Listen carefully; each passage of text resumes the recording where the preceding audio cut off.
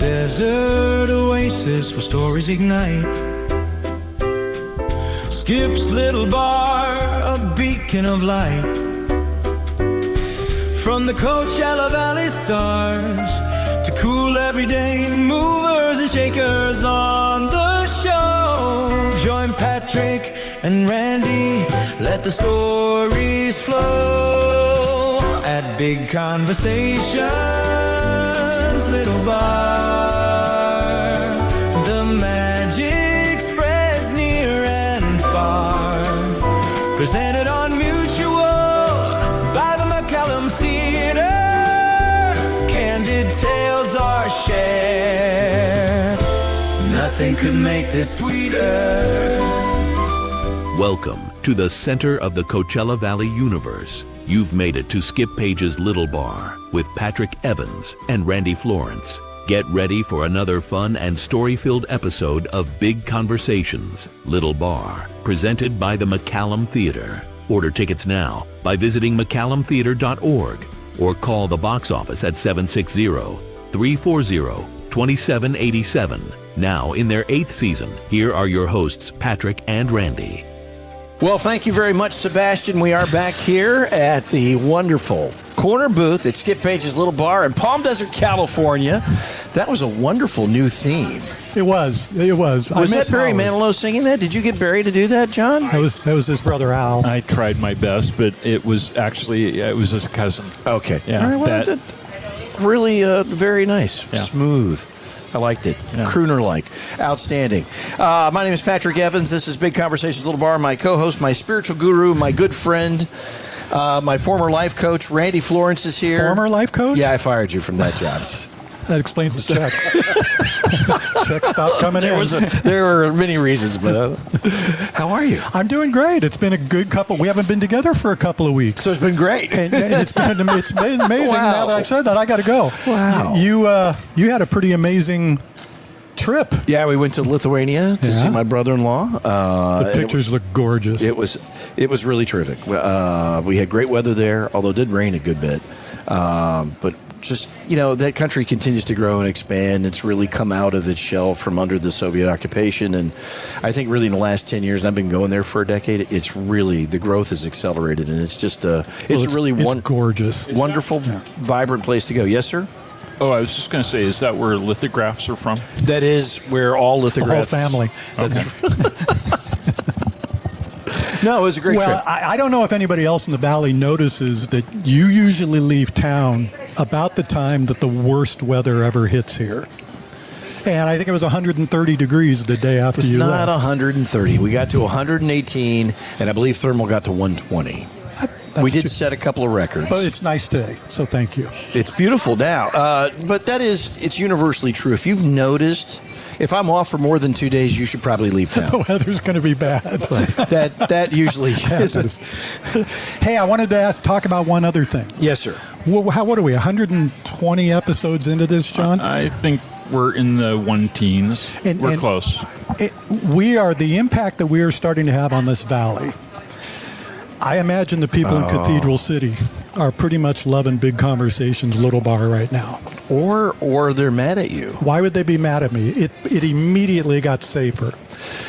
I've been bitching about the speed in this valley for a couple of years, and Cathedral City just announced that they're slowing them down. They didn't give us credit, but I'm taking They did not. They actually gave, the Department of Highways credit, which is weird. Is that Tom Kirk? Yes, it is Tom Kirk. Hey, I got to tell you, I got to take exception with Tom Kirk, who we had on the show recently, because controversy. I have been traveling up and down Ramon every day between Cathedral City and you're Palm hitting a red light Springs to go over to or come back from our new offices and studios. And invariably, I am hitting not just a red light. I am hitting one after another, after another, after another. And it reminds me of an old Bill Feingold rant that he had on the air about, what is it with Cathedral City? I think Tom put an air tag on your car. That's right. Every time you come up to a light, it's changing. Wait, but there's more breaking news than that. We have new offices and studios? We do. Have you been to them? I was Randy? invited. Oh, okay. Well, I I've been was. there, yeah. I was not. Yes, we he should was. get to our guest We today. should get to our guest. We've only got 8 Because he's minutes sitting left. patiently wondering if we're going to talk to him. Danny, welcome to the program. Hi, it's a pleasure to be here. Thank you. It's really good. Now, to I have want to you make here. sure I'm pronouncing you. I had you on Eye in the Desert, but it's been a little while. And you got it right then. Danny. Danny. I was right. I was right this time too. Labin. Labin. Yes. Danny Labin, and you are now the CEO of the Jewish Federation here in the desert. I am. Welcome aboard. You started Congratulations, that. I in started April 1st, so we're going on completing 4 months very soon. Okay, all right. And it's been quite a 4 months. It really has been. There has not been a dull moment. And I would say that's really true of my life getting here. I grew up in Southern California. You're a UCLA guy I am. I graduated from UCLA. with a degree in psychology. Correct. You did your homework. Not really. Okay, well. Randy did that. Somebody did. Randy did my Read homework. those notes. Or is it just so obvious that I'm psychologically obviously- organized I have together? a soft place in my heart for my oldest daughter is transferring to UCLA out of UC Santa Barbara. So I get to spend Bruin football games there. So it's a good thing. Really? Cool. If we had a good football team, but You we get don't. tickets? Yeah. Oh, sweet. Oh yeah, absolutely. So you're a Southern California guy. I am, but I've been in a lot of places since my early days Yeah. in Southern California. And you took your master's at Harvard. I did. Master's in Education, which was an excellent experience. And in many ways, it really set me off on a career trajectory that I had not expected. I grew up in LA, which obviously is a center for a lot of television and film. Absolutely. It never appealed to me. It never even occurred to me that I would do something related to television and film. But when I was studying education at the Harvard Graduate School of Education, I really became very, very intrigued and excited about the possibility of media to deliver educational impact. And one of the things that I did around the world was to produce Sesame Street in over 25 different countries, which was such an incredible experience. And combination you were with of that group experiences. a couple of different times in your career, weren't you? I was. I was there for 10 years, and then I left for 7 years, and then came back for another 7 years. Wow. And actually, it was in the break between Sesame experiences that I worked for Federation and got a lot of direct experience that's extremely relevant right now. But I do want to add, because this you may or may not have come across in your very extensive research about me, but I actually lived for 2 years in the country from which you just returned. You lived in. I did not know I that. lived in Lithuania. I lived in Seriously? Vilnius. You lived in Vilnius, really? I did. And What were you doing there? Were you producing Sesame Street? I was not. It was actually during the years that I was not with Sesame Street. My husband was a diplomat at the time with the Foreign Service, and we were posted to Lithuania, and it was an amazing experience. I actually, at the time, was working for the Jewish Agency for Israel, which is one of the partner organizations of Federation, and I was living in Vilnius, but overseeing all of the work taking place across the Jewish Agency in the countries and republics of the former Soviet Union. So I was traveling back and forth to Russia and Ukraine. This was in 2015, 2016 when that was possible. And also working with Jewish communities in the Baltics, in Lithuania in particular. You know, it's a touchy subject in Lithuania because of the Holocaust and there was a level. I need to put this the correct way. I think there was a level of cooperation during the Nazi occupation because at one time, Lithuania and Vilnius in particular had an enormous Jewish population, which was almost entirely decimated during World War II. And Yes. so, In and fact, I think Vilnius is often referred to as the Jerusalem of the East. that's right. Because it was such a center of Jewish learning and Jewish life, and the Holocaust put an end to that. There's a very small Jewish community there today, and many of the Jews living in Lithuania today actually are not historically from Lithuania. They came from other parts of the Soviet Union during the time of the Soviet Union when the government basically did these mass population swaps and tried to populate different areas with different groups. So many of the Lithuanian Jews today speak Russian and not Lithuanian, not because they're Russian sympathizers, but because that's the language that their families have spoken for a few generations. What years were you in Lithuania? I was there 2015 and 2016. Okay. All right. Pretty then recent. we have overlapped because I was there in 2016. Did you find it as Patrick does? I actually thought your description was spot on, that it is such a dynamic country that is trying to really differentiate itself from its Soviet past. Oh, yes. And has really leaned so much into Europe and to the quote the West, progressive values. It was really incredible to be there and to participate in what was Baltic Pride that took place in Vilnius. That was, I think, in some ways a turning point for the entire republic, because things like Pride had never existed. It never existed in the past. And Otis, a gentleman, I can't recall his last name, but he grew up with my wife, and he was an attorney, and he was one of the founders of Baltic Pride, and it helped to establish it in Lithuania. Lithuanian gentleman who grew up in L.A.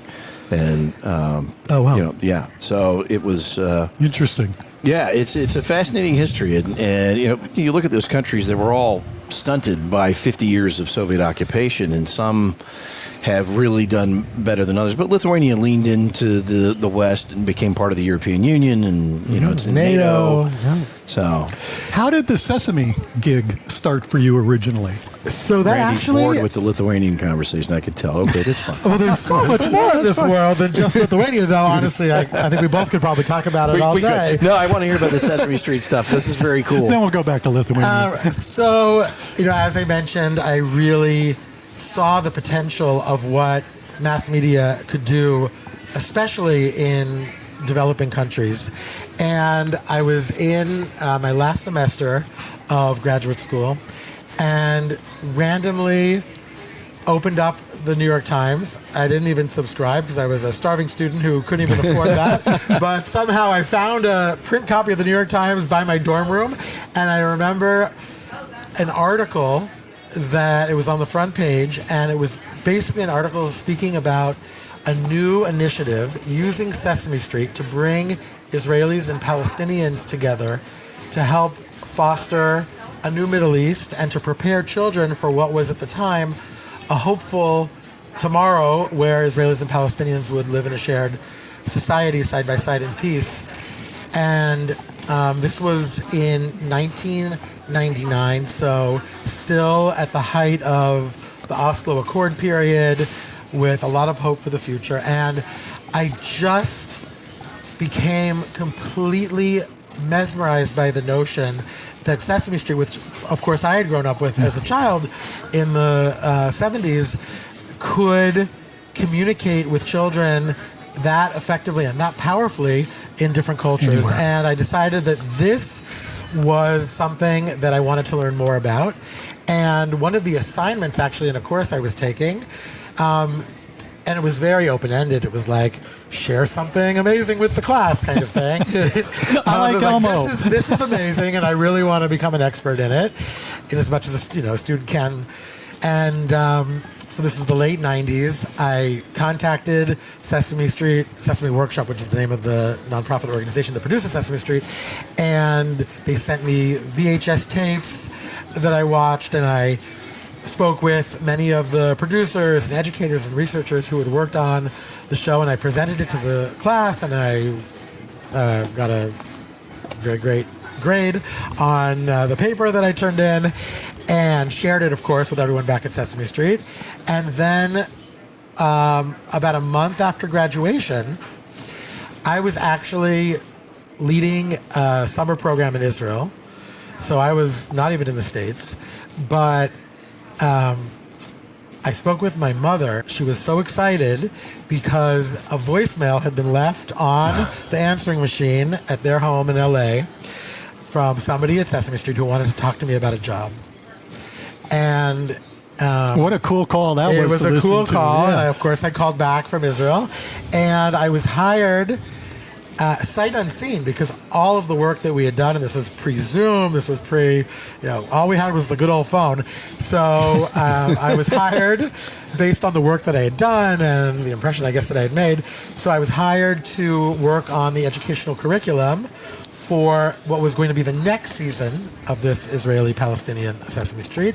And so I was part of the international department, and I was working on a Sesame Street program in South Africa that debuted with an HIV-positive Muppet, which was an extremely critical initiative. The program actually launched in 2000 when more than 25% of South Africans were infected with HIV, and the rates were astronomical, and everybody was affected in some way or another. So that was an incredible initiative, and I also worked on Sesame Street in Egypt at that time, in Germany, a lot of places. All right, so I have a question, and I'm very curious about this. I grew up watching Sesame Street and enjoying it, but how does it cross those cultural lines? How applicable? I mean, obviously, you made significant inroads and making it relatable and trying to find ways to connect with the audience, but how did that transfer to different cultures? Well, in many ways, Sesame Street made it easy, because it turns out that there is truly something universal in the appeal of the Muppet characters. There's something about the way young children in particular connect with these puppets. And none of that was accidental. None of it was accidental. There was a ton of research that went into it. In fact, much of that research took place at the education school at Harvard, and there's still an allegiance between Sesame and Harvard, so the research continues. But I don't think anybody involved even in the research really expected the kind of phenomenal impact that these characters and the whole format could have on kids, and also on the whole children's television industry or media industry. That part on some level is universal, but each and every International Sesame project was, and continues to be, even I'm saying was because I'm no longer there, so I distance myself from it a little bit. It's they, it's not we. But there. Well, by the time this airs, you might be back there. So It's true. No, I like my job here in the desert. I have no desire to He's go only back. been here since April. Let's give him a little longer. I like working with the human characters here. They're interesting too. Randy's actually a Muppet. John controls him. All right, nice job. that's why I keep smiling. But basically, each and every international production of Sesame Street is created specifically for the population of children, addressing the most critical needs of kids in that particular country. And so other the than curriculum, language, what would the difference be between what I'd see in South African Sesame Street versus So you'd United see some States? of the same characters, but you'd also see Muppet characters and human characters completely created specifically for that place. So in South Africa, for example, there is a Muppet named Cammy, and Cammy is an HIV-positive child. And through Cammy, a lot of modeling takes place around how one can and can't become infected, and acceptance, and really challenging a lot of stereotypes. So in Israel, for example, there are many familiar characters. Bert and Ernie appear with Hebrew names. But on the Israeli Sesame Street, there's also an Arabic-speaking Muppet named Mahbub, who's been a member of the cast now for going on nearly 20 years.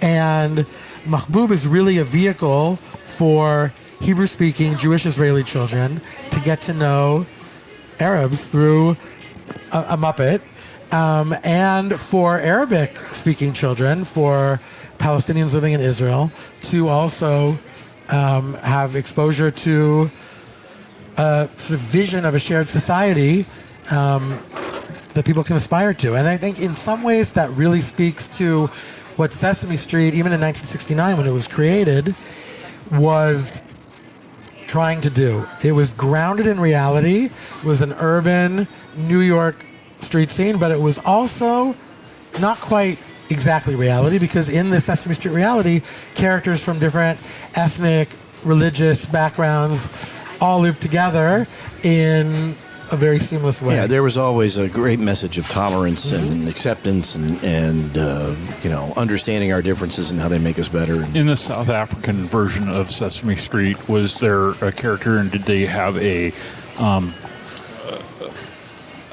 subject matter of dealing with things like bullying, like they do in schools here in the United States? And did they have like a bully Muppet character named Elon? Wow, that was a long way to go. You could have just started off with, I want to talk about Elon. But I actually think That was a long way to go to take a shot at Elon. And you know what?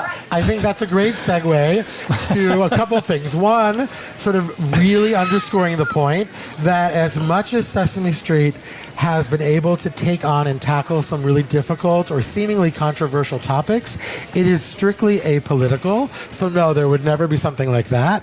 And I actually think the big segue here that I'm hoping to make is that in many ways that's also a reflection of the values of the Jewish Federation, where we are not a political organization. We are really committed to raising funding and then allocating that funding to as many organizations and populations who are in need, irrespective of political affiliations, and in some ways even irrespective of religious affiliations.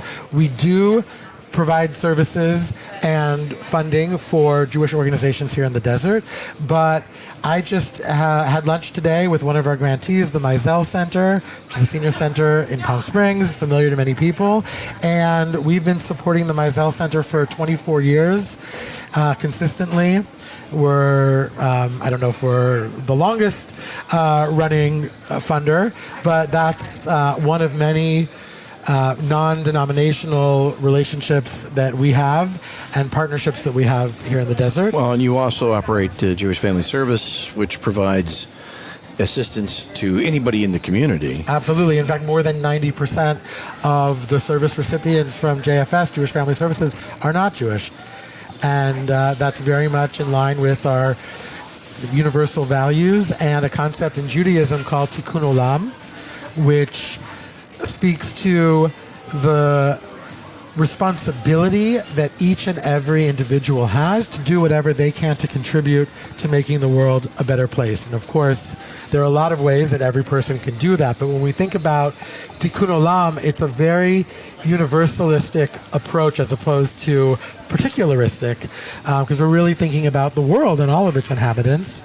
And so that really comes to play with our allocations that really span not just a very wide swath of organizations here throughout the Coachella Valley, but also to communities and organizations around the world. And a significant percentage of funding goes to organizations based in Israel.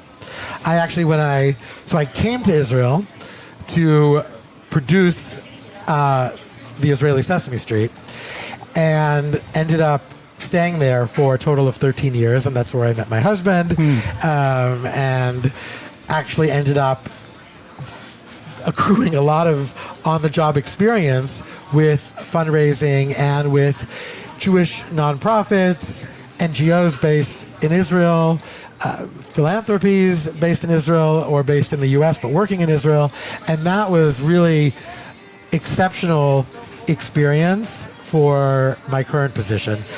This is my first CEO position within the Federation system. But you've worked within the Federation system before for several years. For about 5 years. Yeah.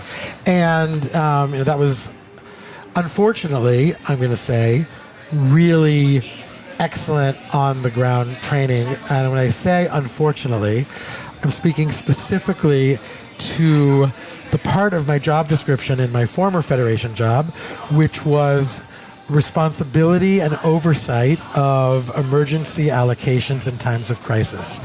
And when I took that job in late 2011, I read that as part of my job description, because we all read our job description, and there are a lot of bullet points, and responsibility and oversight for emergency campaigns, and I thought, okay, great, Randy, a job description is what you get when you get employed and you have to. And you I know need it's to been a little- read. it's been a little while for read you. the fine print because sometimes the things in the job description come up. So This is why I don't get a job. That's There's all exactly stuff it. you have to do. yes.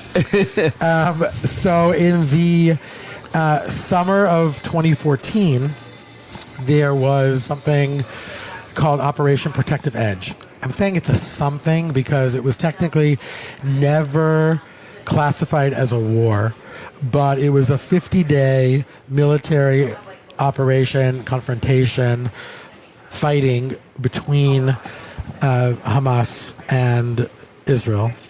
And during those 50 days, the Jewish federations across North America collectively raised over $50 million to support the needs of Israeli citizens and Israeli society, which includes Israeli Jews, Israeli Arabs, everybody living in Israel. And that was at the time the largest campaign for a crisis that had ever been raised. So it sort of pales in comparison to what federations have raised in the last nearly 2 years since October 7th, Right. about $900 million, Unbelievable. which is extraordinary. The single largest philanthropic supporter of the war relief effort for Israeli citizens and individuals. So that's amazing. But at the time, I suddenly found myself as being the point person for all of the emergency campaign work and for determining how to take $50 million that had come in basically in 50 days. It was basically $1 million a day for 50 days. It didn't work exactly quite that way. But, we did the math. It sounds Somewhere really around good.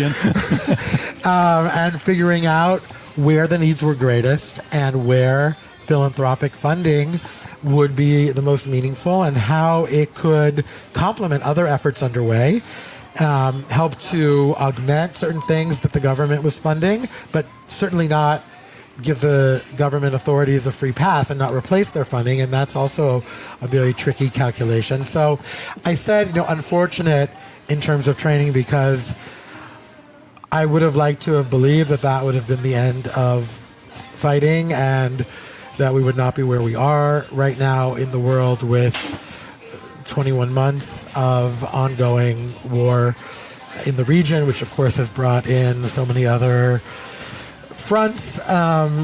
It makes what happened a decade ago feel... I know, it does look small by comparison, Right. even though it was enormous.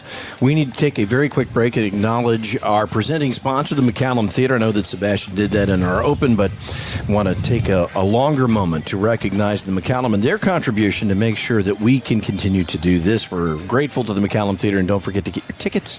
Season upcoming quickly, McCallumtheater.org. The McCallum Theater's 2025-26 season is on sale now, featuring audience favorites and expanded programming with more than 20 brand new shows, including 7 Broadway shows with 4 desert premieres. Highlights include a robust offering of holiday events and a great lineup of classical, dance, comedy, cabaret, and more. The McCallum entertains, educates, and enriches the Coachella Valley through world-class performances at the desert's premier performing arts center. We kick off the season on September 10th with the Righteous Brothers. John Lovitz brings his comedy to the McCallum on September 13th. Mexican regional vocalist Camila Fernandez is in concert on September 14th. And on September 21st, comedian Monique Marvez brings her smart, sexy, and self-aware humor to the stage. Tickets are on sale now at McCallumtheater.org or by calling the box office at 760-340-2787. Your entertainment, your theater, the McCallum Theater. All right, we are back with Danny Labin from the Jewish Federation. He is the CEO of the Jewish Federation of the Desert. We were just talking about, you were in Israel a decade ago, the point guy for the aid that was flowing in, and you were sort of in charge of disseminating that in appropriate ways. And it was kind of on the job training for later work with the Federation here now, and obviously I think we're still involved in a massive fundraising campaign to help the citizens of Israel during this current conflict. Absolutely. And what we're really experiencing and have experienced in the last 6 weeks is a war inside of a war and then the aftermath of that war inside of a war. And what I mean specifically is the 12 days of missile exchanges between Israel and Iran that started on the 13th of June. And I actually you were there. I was Talk about there. that. Yes, Yes. I actually was in Tel Aviv when that started. It was the end of the 5th day of a Federation mission, a trip that was organized for 100 members of the LGBTQ plus community from across the country, from the U.S., and there were a few Canadians too, so we'll say from North America. And Our there were, 51st state. well, I'll say the U.S. and Canada. And among the 100 participants, there were 7 from the desert who were part of the group. And we spent about a week going and paying homage and expressing our solidarity with some of the communities and individuals who suffered firsthand on October 7th when the massacre took place and the many atrocities along the Gaza border, the kibbutzim, the collective farms, and the Nova Music Festival, where 378 people were killed at that festival on October 7th, and I believe 44 people specifically from that festival were taken hostage to Gaza. Some were still in Gaza. So we visited that site. We met with some of the hostages who had been released and had come back home since October 7th. We met with the families of bereaved families of hostages who were killed. And it was an extremely intense and emotional experience. It actually also really brought the group together in a very, very palpable way. I'm going to even say profound way. That, for many people who identify as part of the LGBTQ plus community and who are Jewish, the last nearly 2 years since October 7th has been truly a watershed moment, but not in a positive sense. It's been a moment of very stark realization where many Jews have come to realize that they're not welcome in some of the progressive spaces that they were comfortable in,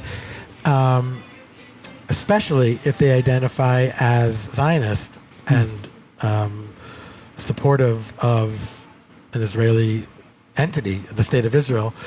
So it was an extremely important experience that 100 Jewish leaders from around the U.S. and Canada could come together and experience not just the solidarity with Israelis and everything that's happened, but also with our own collective and very shared experience. Doesn't matter where people were from, the same themes are emerging in many, many places.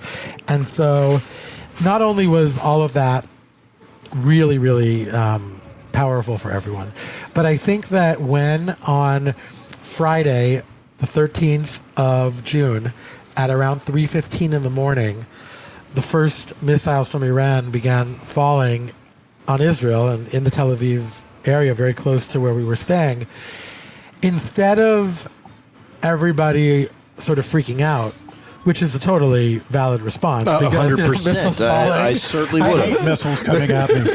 Yeah, it's a drag. So everyone could have been sort of the most the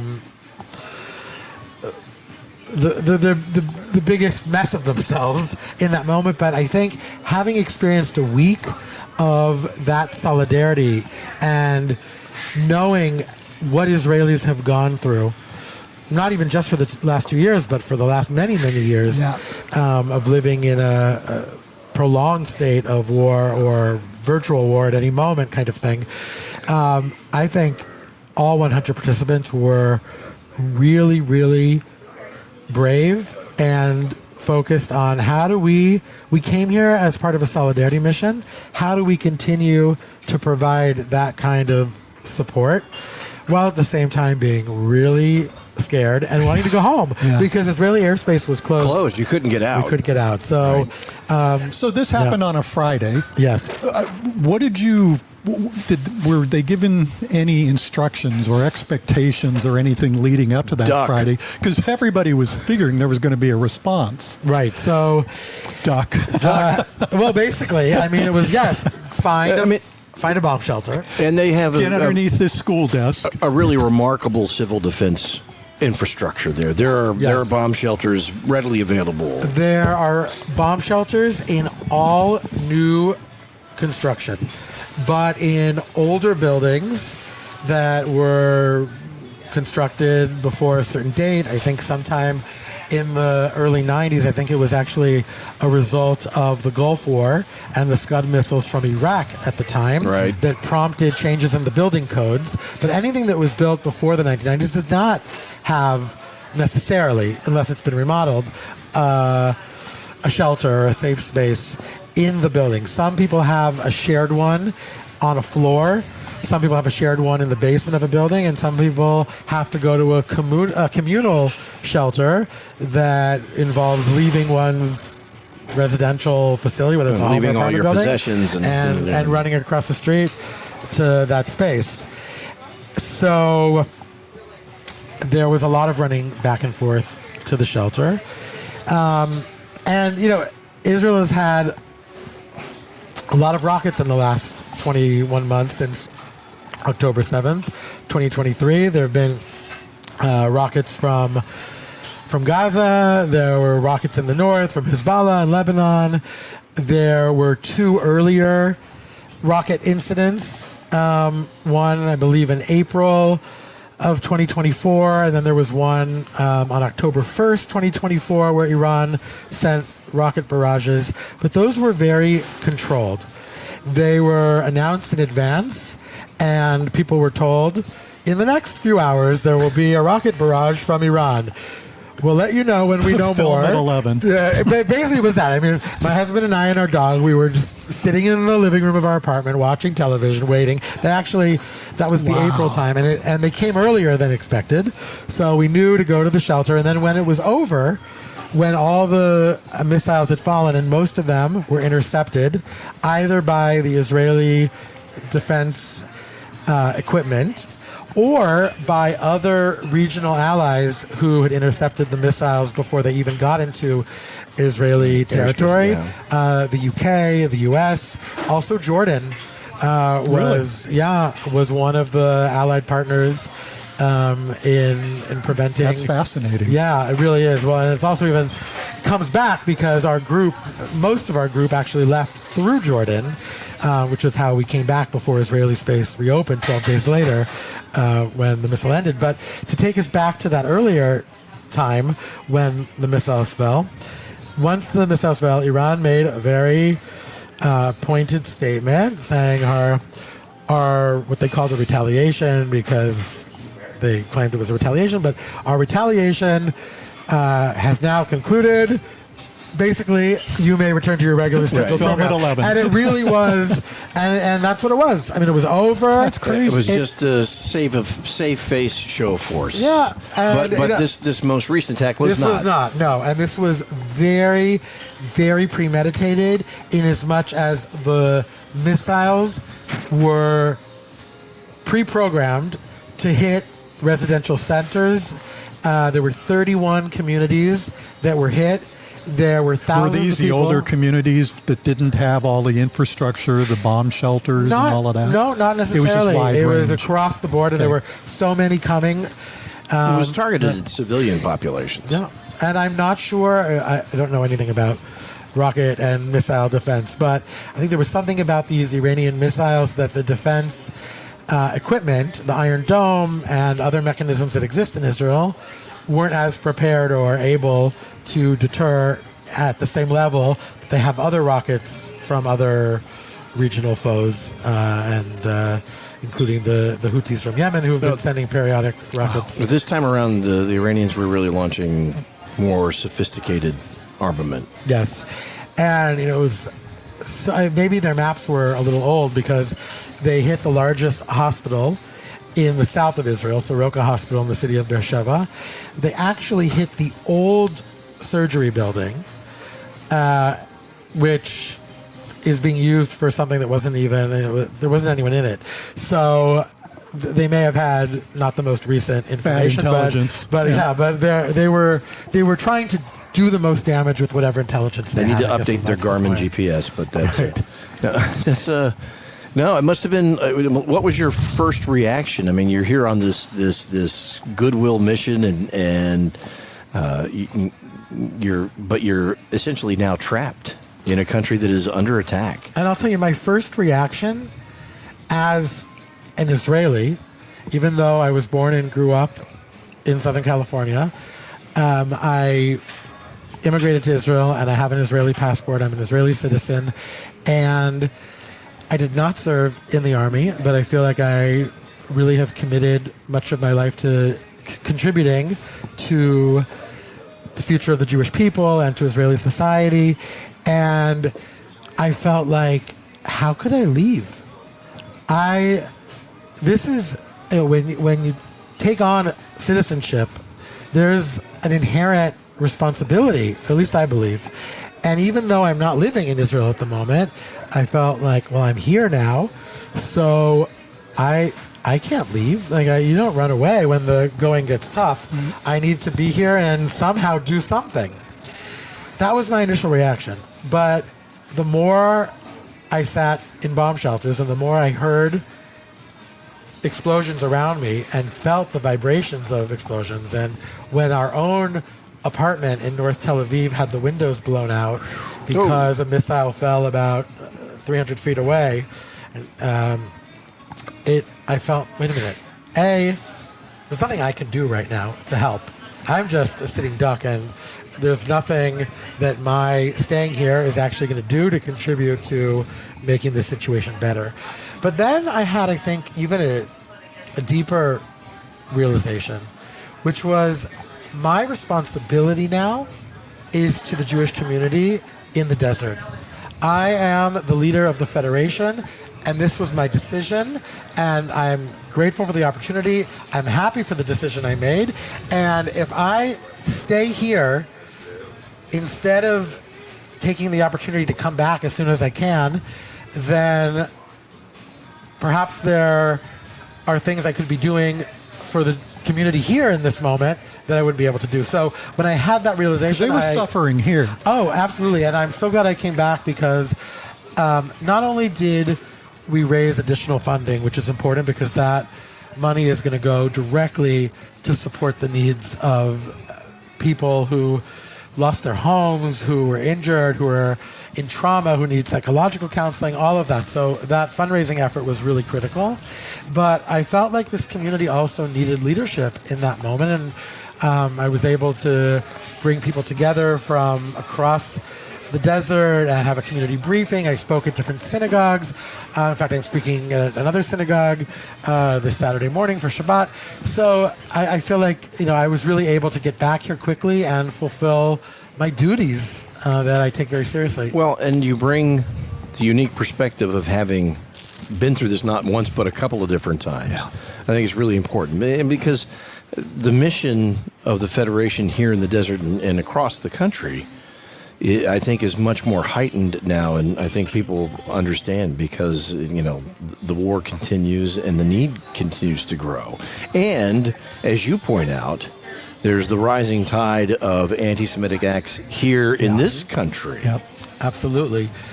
That's taking place, and, a lot has been conjectured and written about sort of how do events taking place in the Middle East impact some of the rise in anti-Semitism that we're seeing, but there are also those who have postulated, and I think there's a lot of credence to the argument that anti-Semitism has existed ever since the beginning of Jewish history.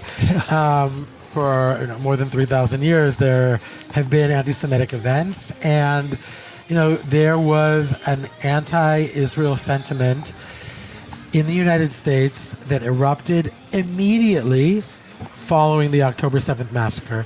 On October 8th, 2023, before there had been any retaliatory strikes or anything that Israel had done, people were already coming together on campuses to Well, they're bad protest Israel. actors Yeah. and agitators who were perhaps just Waiting for an clearly, opportunity. yes, looking for that opportunity, Right. and this was the opportunity that presented itself. Yes. Danny, you used the word a few minutes ago, deeper. All of this stuff that you're talking about is deep inside of you, and it's obviously driven you in your couple of different careers here. Where did this come from? Did you grow up in a family that was active, or what built that up inside of you to want to get involved? You know, I don't think I necessarily even understand my own sort of secret sauce. I think there are probably a lot of factors. First of all, I think my parents are the two best people I know. And I say that while also recognizing that I vehemently disagree with them on many, many topics. And yet I recognize their goodness and their wisdom. And I think that's actually helped me to develop an appreciation for and a curiosity for understanding people's opinions, even when I don't agree with them. Right. So I do credit, and I think that's actually a big piece of what's motivated me in trying to understand other people's experiences, other people's perspectives, and knowing that understanding them doesn't necessarily mean agreeing with them, but that there is something really valuable in creating that empathy. Well, that's a distinction that's lost these days. People don't feel like empathy's lost. Yeah. Yeah. But I think people really feel in this day and age that if I disagree with you, and not only that, I have to hate you for that too. Mm-hmm. And I think that's that's a newer phenomenon in our society. It didn't used to be like that. It is, and I'm really grateful for having had this experience within my own family, because I'm not quick to dismiss people with whom I disagree, because why do that? There's other value in maintaining that relationship that can be found, and it's not always readily apparent or easy, but if you go deep, it's there. Yeah. So I think to answer your question, I went to a Jewish day school and learned Hebrew growing up, but so did my brother and sister, and neither of them chose to move to Israel and dedicate their lives to working in the Jewish community.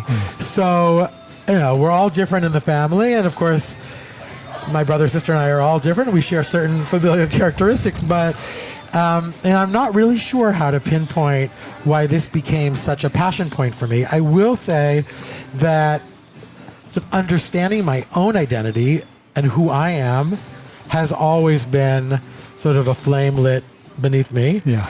And I think, in some ways, I came out a little bit late. I came out in my early mid-20s, and I was really focused on sort of developing my sense of Jewish identity.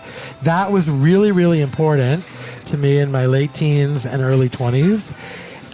Maybe it was a safer way to explore identity, because even though the 90s were probably better than the 80s, that were better than the 70s, and better than the 60s in terms of LGBTQ equality, rights, acceptance, but it wasn't what it is today, and still today there are a lot of challenges. Yeah. So we need to recognize those too. But I think I really leaned in to my Jewish identity, and I'm sort of grateful for doing that, because I think it gave me a lot.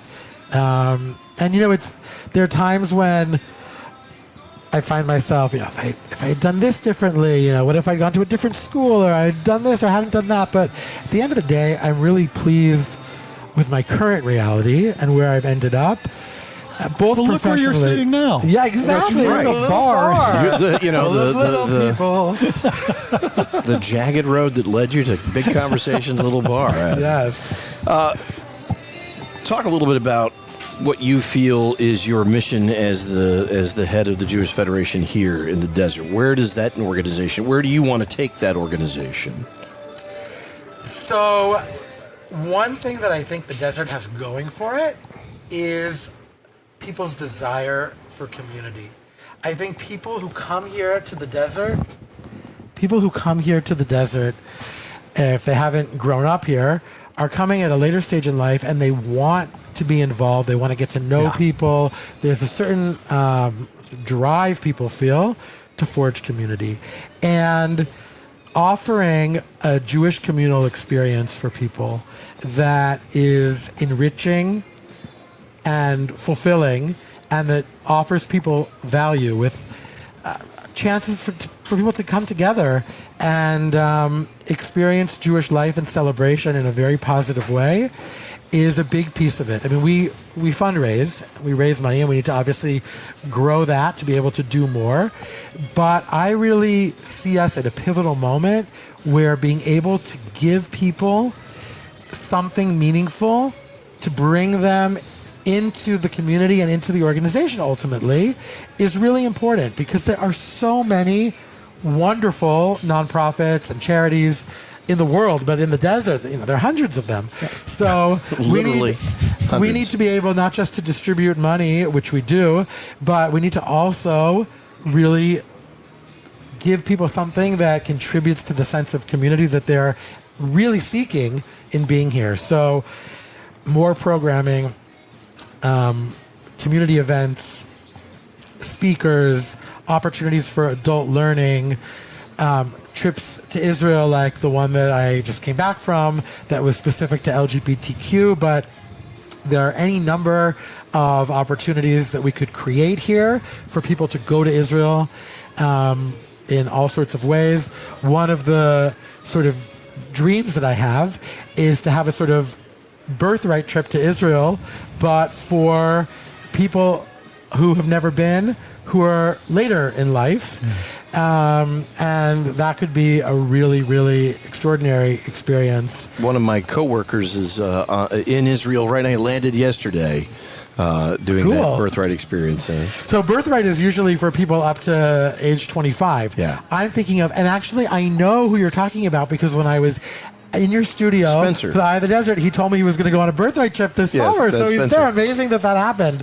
And that was scheduled for now and not a month ago, because then it's been touch and go. I mean, Spencer and I have been talking about this, like, are you going? Do you still want? He's like, I really want to go, but, And shout out to Spencer. Yeah, no, he is, and he's having I've gotten a couple messages. He's having a great time.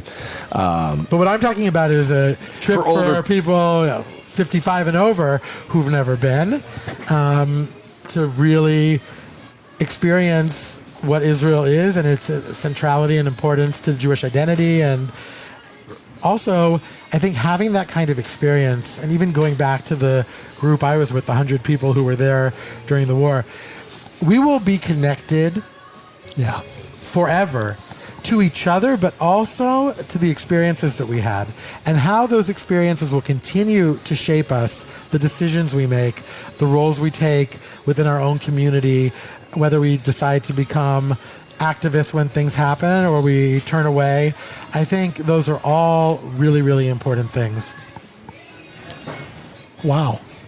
Phenomenal. Pretty important stuff. Danny, thank you so much. Thank you. This has really been great to be here. So interesting and just fascinating.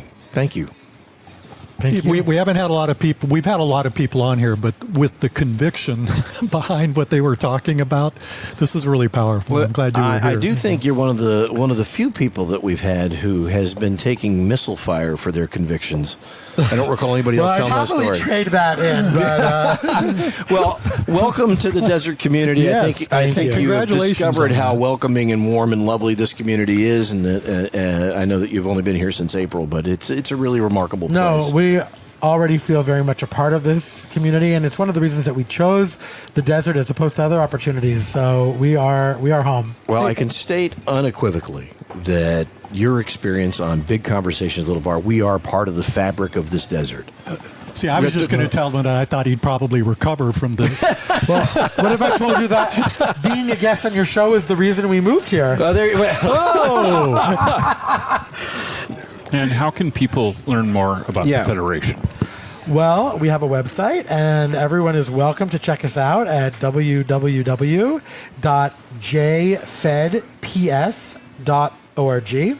jfedps.org. Exactly. And we're going to put that up when we post this. But so we also have a Facebook page. So look us up on Facebook, Jewish Federation of the Desert. Follow them, like them on Facebook. Go to the website. You guys are doing important work in troubled times. So we appreciate you taking this time. Really, just a terrific conversation. And we're glad you're here. We're delighted you're here to be here. Yes. On behalf of my great co-host Randy Florence, thank you, sir. And wherever Howard is, we miss you, Howard. Well, God bless Howard. Yeah. But Sebastian's doing a great job so far. Danny Labin, thank you so much, the CEO of the Jewish Federation of the Desert. And John McMullen, our producer, thank you, sir. There's so much work that goes into editing one of these episodes and putting it all together, and you do a great job of it. Thank you. Thank you all for listening to this edition of Big Conversations Little Bar. Please be sure to subscribe so you never miss an episode, and we're available on all of your favorite podcast platforms. Our thanks to the team here at Skip Page's Little Bar. They always take very good care of us. And don't forget, support the McCallum Theater. Thank you for joining us on this episode of Big Conversations Little Bar, recorded live at Skip Page's Little Bar in Palm Desert, California, the center of the Coachella Valley universe. This program has been presented by the McCallum Theater. Learn about upcoming performances and other community offerings at mccallumtheater.org or call the box office to purchase tickets by phone at 760-340-2787. This program is a production of the Mutual Broadcasting System and is available from Amazon Music, Apple Podcasts, Audible, Captivate.fm, Spotify, and YouTube. Big Conversations, Little Bar with Patrick and Randy, presented by the McCallum